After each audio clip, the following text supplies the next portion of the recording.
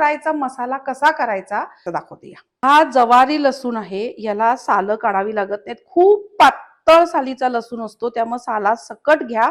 चव खूप छान येते, कुरकुरीत होतो आणि फिश फ्राय अप्रतिम लागतो. हा आता मी भरपूर मसाला करतेय, त्यामुळे जवळपास 1 वाटी आपल्याला लसूण घ्यायचे आहेत. नंतर त्याच्यामध्ये एक अर्धा चमचा हळद. आपल्याला ह्याच्यामध्ये ना तिखट पेक्षा सुद्धा लसूण जास्त पाहिजे, म्हणजे लसूण हा ओव्हर पॉवरिंग पाहिजे, तेव्हा हे तिखट आहे ना खूप टेस्टी होतं. आणि इथं मी 5 चमचे तिखट घालतेय आणि मीठ सुद्धा चांगलं 1.5 चमचा मीठ घातलेला आहे. आणि ह्याच्यात आता मी चिंच घालतेय.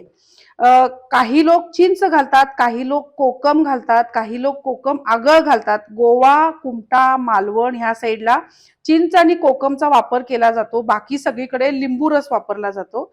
हे बघा, गोव्याला तर विनेगर सुद्धा वापरतात. आता इथं चांगला एक मोठा लिंबू, एवढ्या साईजचा चिंचेचा गोळा आपल्याला यात टाकायचा आहे. आणि हे आता छान फाईन आपल्याला पेस्ट करायची आहे.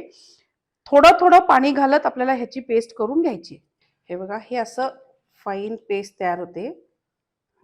आणि ह्याच्यापेक्षा जास्त पातळ करायची नाही, नाहीतर ते फिशला चिकटणार नाही. आणि खूप घट्ट केलं तर खूप जाड लेअर येतो, मग तिखट असं लागतं. तर एवढं फाईन पेस्ट असं व्हायला पाहिजे आणि इतकं थिक पाहिजे.